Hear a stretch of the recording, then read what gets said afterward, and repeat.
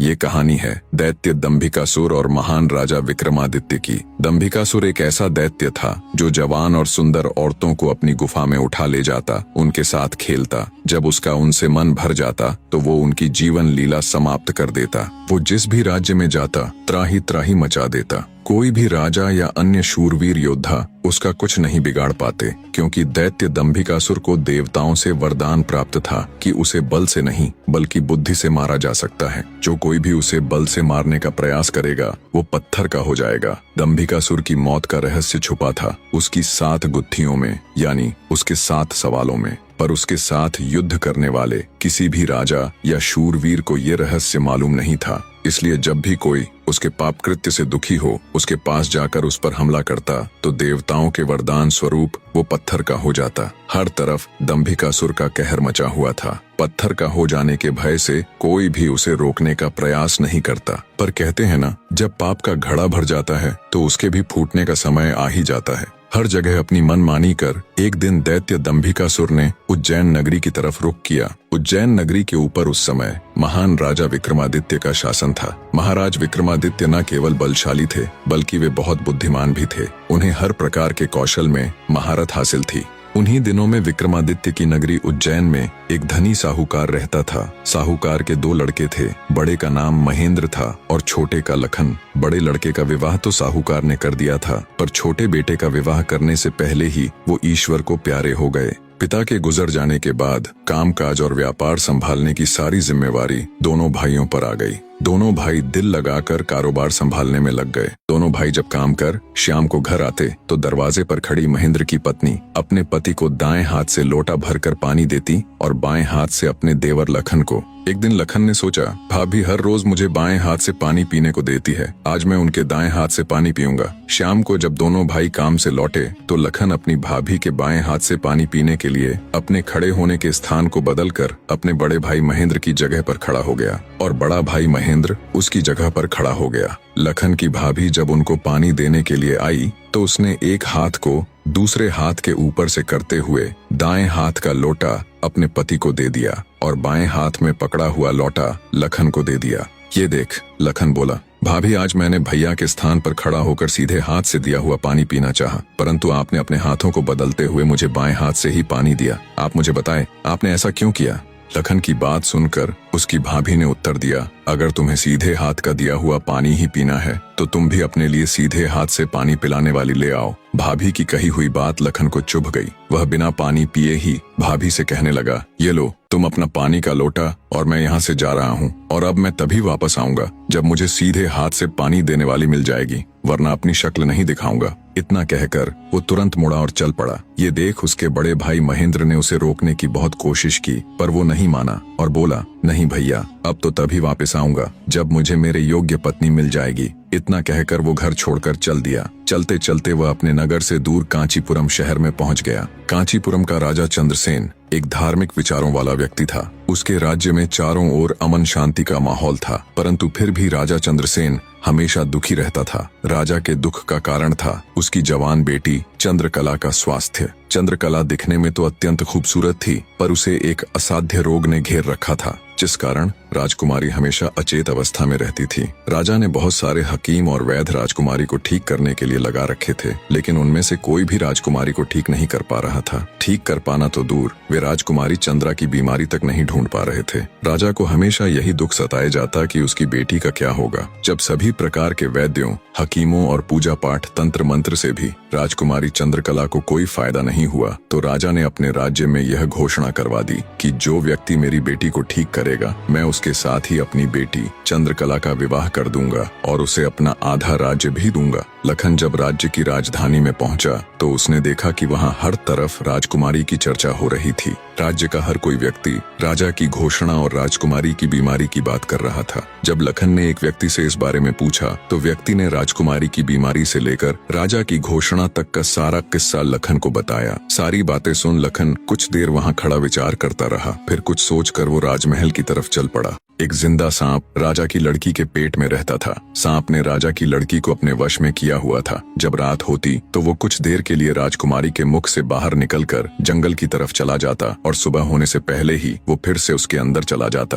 राजकुमारी इस बात से बिल्कुल अनजान थी कि उसके अंदर एक सांप ने डेरा डाला हुआ है। अनजाने में वो पूरी तरह से उस नाग के वश में थी। राजमहल में किसी को भी इस बात की भनक तक नहीं थी कि राजकुमारी के अंदर एक 7 फुट का सांप रहता है। सभी यही समझते कि पता नहीं राजकुमारी को क्या बीमारी लग गई, जिसके कारण वो हमेशा अचेत रहती है। बड़े से बड़े वैद्य और हकीम भी इस बात का पता नहीं लगा पाए। लखन जब राजमहल के अंदर गया तो उसने देखा कि वहाँ पर बहुत सारे वैद्य और हकीम राजकुमारी को ठीक करने के लिए लगे हुए हैं। एक कोने में खड़े होकर चुपचाप लखन ये सारा माजरा देखने लगा। जब शाम का समय हुआ तो सभी हकीम और वैद्य धीरे धीरे करके वहाँ से चले गए। तब लखन राजा के मंत्री के पास गया और बोला, मंत्री महोदय, सभी अपना प्रयास कर चुके हैं, अब एक मौका मुझे भी दिया जाए। लखन की बात सुन मंत्री उसे अपने साथ ले राजा के पास जाता है और लखन का प्रस्ताव राजा के सामने रखता है। बेचारा हर तरफ से निराश हो चुका राजा एक बार अनमने ढंग से लखन की तरफ देखता है, फिर दुखी मन से कहता है, बताओ तुम मेरी बेटी का इलाज किस प्रकार करोगे।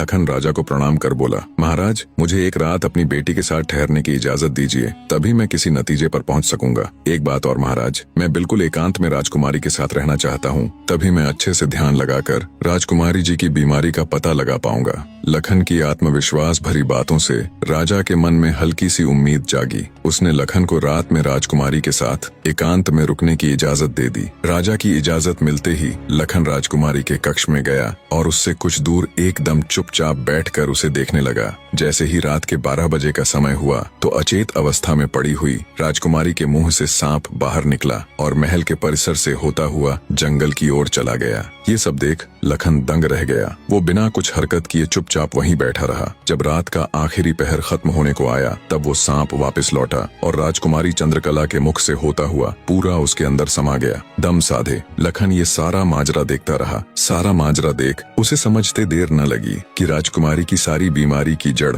ये सांप ही है। सुबह हुई तो राजा चंद्रसेन डर और बेसब्री के मिश्रित भावों के साथ लंबे लंबे कदम रखता हुआ अपने मंत्री के साथ राजकुमारी के कमरे में आया और बेसब्री से उसने लखन से पूछा, बताओ लड़के, तुम किस नतीजे पर पहुंचे? क्या मेरी बेटी ठीक हो जाएगी? लखन बोला, महाराज, मुझे राजकुमारी की बीमारी का पता चल गया है और ईश्वर ने चाहा तो वो जरूर ठीक हो जाएगी। आप मुझे एक रात का समय और दीजिए और मेरे लिए एक तलवार, एक मिट्टी से भरी हुई बड़ी सी बाल्टी का इंतजाम कर दीजिए। लखन की बात सुन राजा को बहुत सुकून मिला। उसने मंत्री को लखन के द्वारा मांगा गया सारा सामान उसे देने का निर्देश दिया। अब सभी को इंतजार था तो बस रात का। राजकुमारी को सांप के चंगुल से मुक्त कराने के लिए लखन रात्रि के आने का बेसब्री से इंतजार कर रहा था। पूरी तैयारी के साथ हाथ में धार धार तलवार लिए लखन राजकुमारी की ओर निगाहें गढ़ाकर उससे कुछ दूरी पर बैठ गया। जैसे ही राजमहल के घड़े ने रात्रि के 12 बजे का घंटा बजाया, वैसे ही फुंफकारता हुआ सांप राजकुमारी के मुख से निकला तो उसके इंतजार में बैठे लखन ने अपनी धार धार तलवार से उस पर तेजी से ऐसा वार किया कि तुरंत सांप 2 टुकड़ों में जमीन पर बिखर गया। लखन ने सांप के दोनों टुकड़ों को उठाकर रेत से भरी बाल्टी के अंदर दबा दिया और सुबह होने से पहले ही बाल्टी समेत मृत सर्प को जंगल में ले जाकर उसे आग के हवाले कर दिया और वापस राजमहल लौट आया। तब तक सुबह होने का समय भी करीब हो चला था। राजमहल जब लखन ने राजकुमारी चंद्रकला को जगाया तो हमेशा अचेत अवस्था में रहने वाली राजकन्या तुरंत उठकर बैठ गई, क्योंकि अब उसके अंदर से वो सर्प निकल चुका था तो उसका प्रभाव भी खत्म हो चुका था। राजकुमारी उठते ही हैरान थी।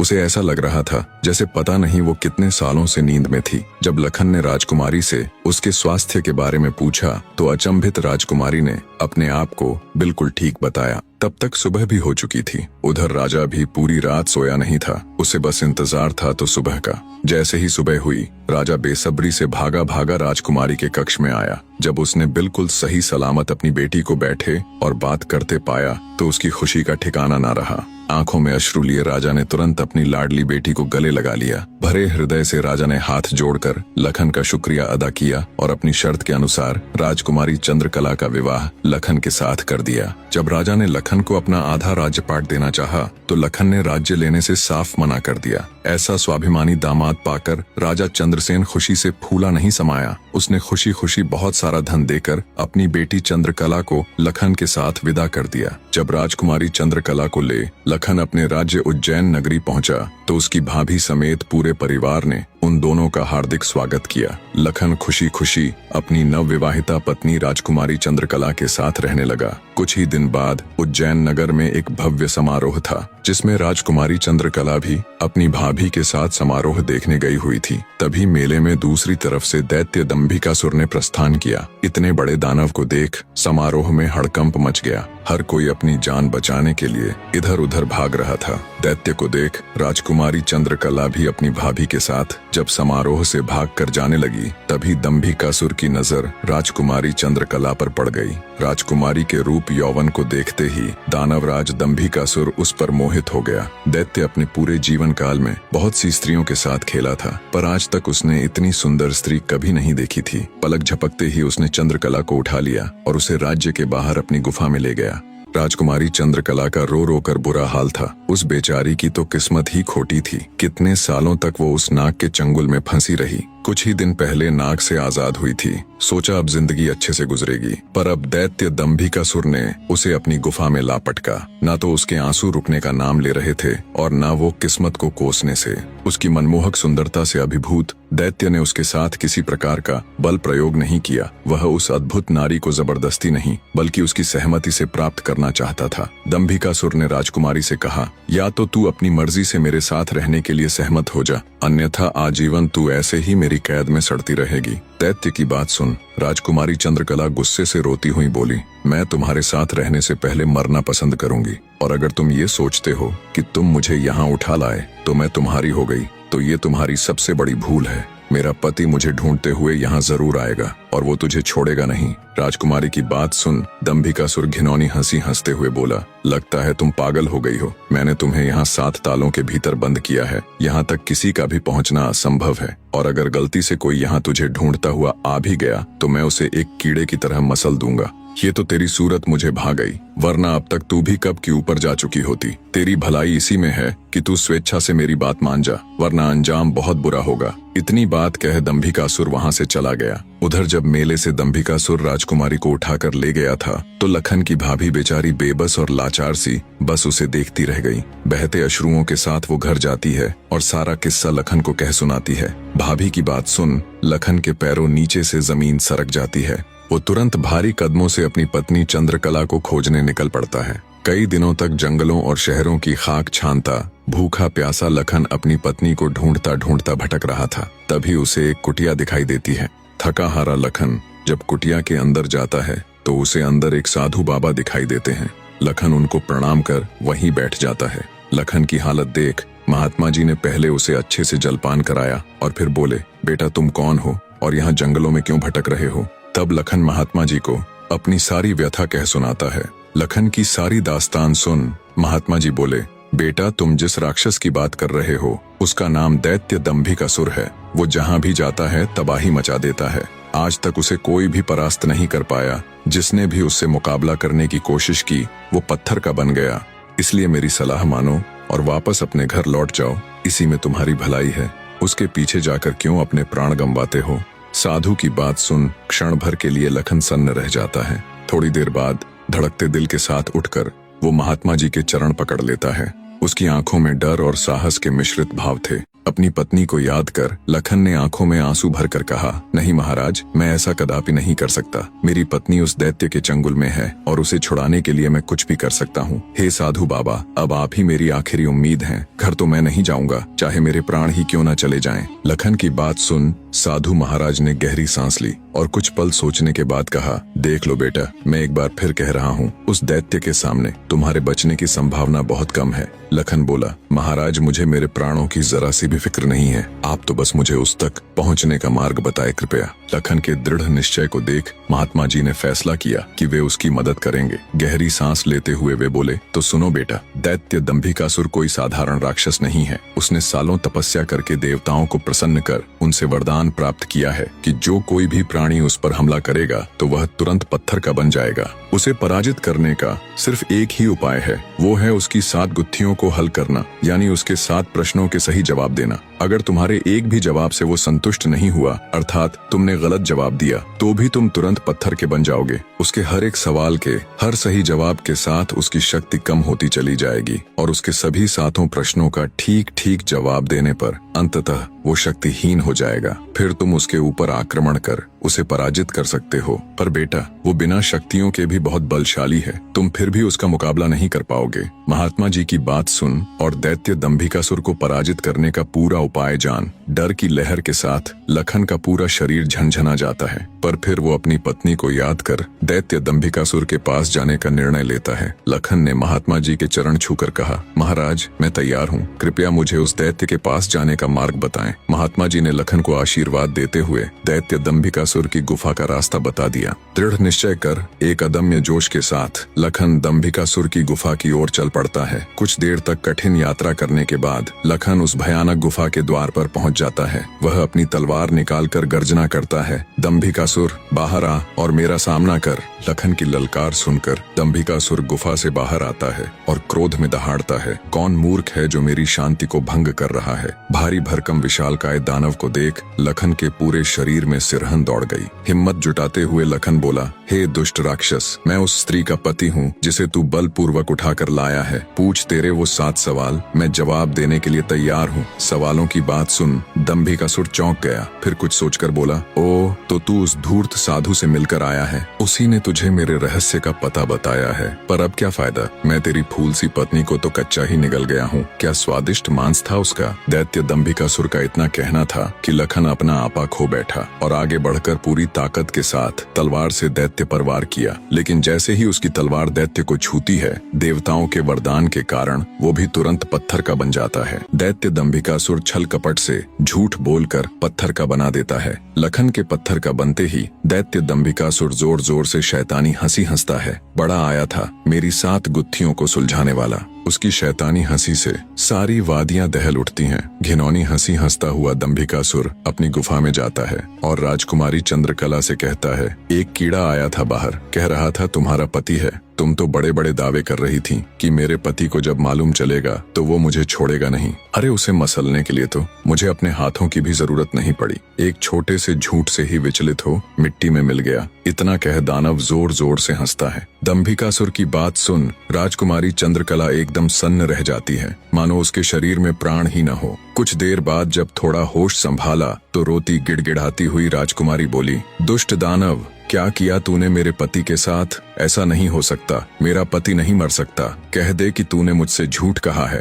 राजकुमारी चंद्रकला की बात सुन दंभिकासुर बोला, मूर्ख स्त्री, तूने मुझे समझ क्या रखा है कि तेरा वो कीड़ा पति मुझे मारेगा। अरे पागल औरत, मैं अमर हूँ, मेरा कोई कुछ नहीं बिगाड़ सकता, मुझे देवताओं से वरदान मिला है। इतना कह दंभिकासुर राजकुमारी के बिल्कुल पास जाकर बोला, अब तो तेरा पति भी नहीं रहा, अब तो मेरी बात मान ले। दानव की बात का कोई प्रतिवचन दिए बिना बेचारी राजकुमारी बेजान सी धरती पर गिर पड़ती है। उसकी आंखों से लगातार अश्रु बह रहे थे। उधर जब अपनी पत्नी को खोजने गया लखन कई दिनों तक घर नहीं लौटा तो उसके परिवार वाले अत्यंत चिंतित थे। लखन की माँ और उसकी भाभी का तो रो रो कर बुरा हाल था। लखन का बड़ा भाई महेंद्र भी गहरी चिंता में था। अंततः कुछ भी न सूझने पर महेंद्र अपने अनुज भाई लखन को खुद ढूंढने का निश्चय कर अपनी माता व पत्नी से आज्ञा ले घर से चल पड़ता है। बड़ा भाई महेंद्र लखन की खोज में जंगल में भटकते हुए उसी साधु की कुटिया पर जा पहुंचा। उसने महात्मा जी को प्रणाम किया और थोड़ी देर सुस्ताने के लिए वहीं साधु की कुटिया के बाहर बैठ गया। महेंद्र को देख महात्मा जी ने उससे पूछा, हे वत्स, तुम इस निर्जन जंगल में क्यों भटक रहे हो। तो महेंद्र ने शुरू से अंत तक सारा वृत्तांत महात्मा जी को सुनाया। सारा वृत्तांत सुन महात्मा जी के चेहरे पर चिंता की लकीरें उभर आईं। उन्हें इस प्रकार विचार मग्न देख महेंद्र ने पूछा, हे महाराज, मेरी बात सुनकर आप किन विचारों में खो गए और आपके चेहरे पर ये चिंता की लकीरें मैं साफ देख सकता हूँ। इसका क्या कारण है गुरुजी। महात्मा जी ने गंभीर स्वर में कहा, हे वत्स, मैं तेरे भाई लखन को जानता हूँ। वह भी मेरे पास आया था और उसने मुझे सारा वृत्तांत सुनाया था कि कैसे वह राक्षस उसकी पत्नी को उठा ले गया। महात्मा जी की बात सुनकर महेंद्र एकदम स्तब्ध रह गया। उसकी आंखों में आश्चर्य और चिंता के भाव उभर आए। महेंद्र बोला, तो कहाँ है मेरा अनुज महाराज? वो ठीक तो है, वो घर क्यों नहीं लौट रहा? हे महाराज, कृपया जल्दी से मुझे बताएं, मुझसे सब्र नहीं हो रहा। जब महेंद्र अपने छोटे भाई लखन के बारे में साधु महाराज से पूछता है तो साधु जी लखन के उनके पास आने से लेकर दैत्य दंभिकासुर के पास जाने तक का सारा वृतांत कह सुनाते हैं। सारी बात सुन महेंद्र महात्मा जी के चरण पकड़ लेता है और कहता है,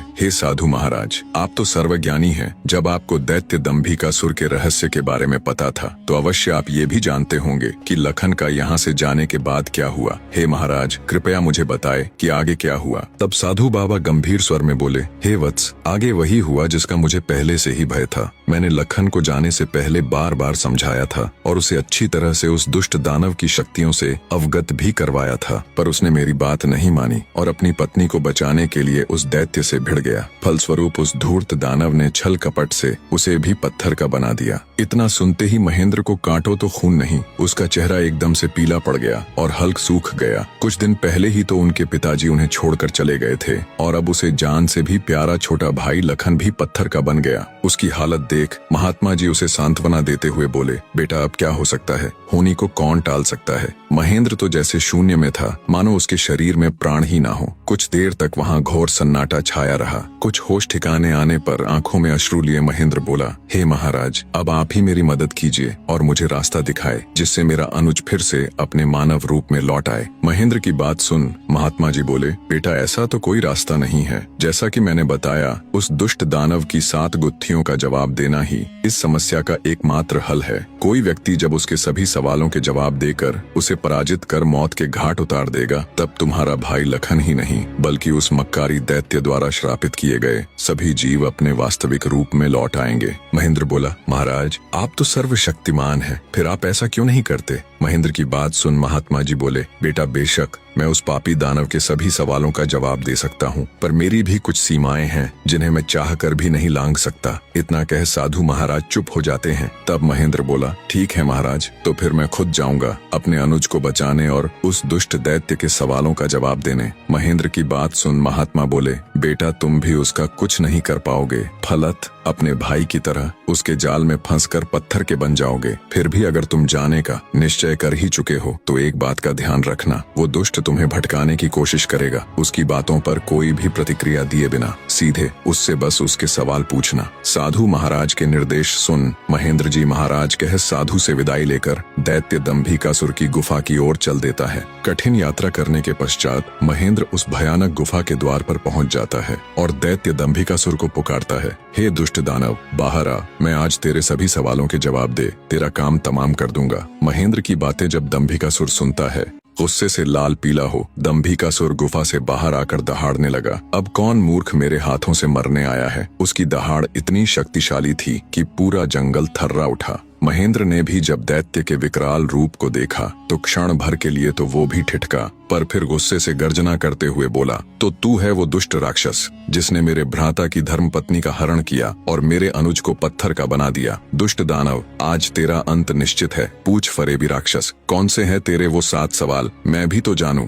दंभिकासुर घिनौनी हंसी हंसते हुए बोला, ओह, तो तू उस निकम्मे कीड़े का भाई है जो मेरे शाप की भेंट चढ़ गया। लगता है तेरा भी जीने से मन भर गया, जो तू सब जानते हुए भी यहाँ आया। महेंद्र क्रोध से दांत पीसते हुए बोला, घिनौने राक्षस, बातों में वक्त जाया मत कर। मैं तेरी बातों में आने वाला नहीं हूँ। जल्दी से पूछ तेरे वो सवाल, नहीं तो मैं तुझे इसी क्षण यमलोक पहुंचा दूंगा। ये सुन दंभिकासुर घिनौनी हंसी हंसकर नृत्य करते हुए बोला, सुन मूर्ख, मैंने तेरे भाई की पत्नी के साथ खूब विहार किया और जब मेरी इच्छा पूर्ण हुई तो उसके मांसल शरीर को कच्चा ही भक्षण कर लिया। क्या स्वादिष्ट मांस था उसका। अब तेरी बारी है, पर तुझे तो मैं पत्थर भी नहीं बनाऊंगा, सीधे तेरे टुकड़े टुकड़े कर डालूंगा। दैत्य दंभिकासुर के बोले गए ये बोल महेंद्र की छाती में किसी भाले की तरह लगे। अपने भ्राता की पत्नी के बारे में कहे गए शब्दों से उसके तन बदन में आग लग गई। सब कुछ अच्छे से जानते हुए भी महेंद्र अपने ऊपर काबू नहीं रख सका और दैत्य दंभिकासुर को मारने के लिए तेजी से उसकी तरफ लपका।